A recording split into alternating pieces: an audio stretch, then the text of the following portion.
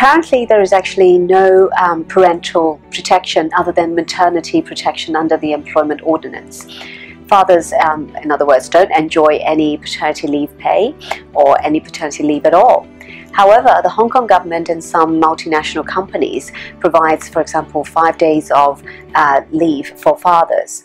And the Hong Kong government has earlier this year announced that they will be tabling a bill which is called the Employment Amendment Bill 2014 to be introduced into LegCo, which they did in March of this year.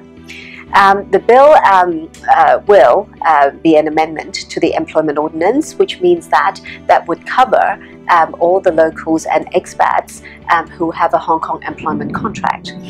And if this bill actually gets passed, fathers will be provided with paternity leave, and in some cases paid paternity leave, provided they have a Hong Kong employment. One of the major reasons, of course, is to match the benefits currently provided by our neighbours in the region. And secondly, the government also recognised the changing role of fathers in Hong Kong, and that they're now more involved with their families, etc. So they would need time off when their children are born. All fathers in continuous employment will be granted 3 paternity leave days to be taken before or after the baby is born. The definition of father extends to unmarried couples as long as the father is the natural father of the child.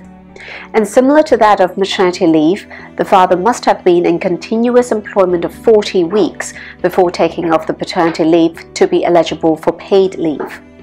The rate of paid leave will be 4/5 of wages, which is actually the same as maternity leave pay.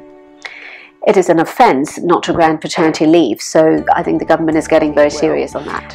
That would make Hong Kong very comparable to the region, and it will be very attractive to some of the employees, obviously, especially male employees or parents who are thinking of having children.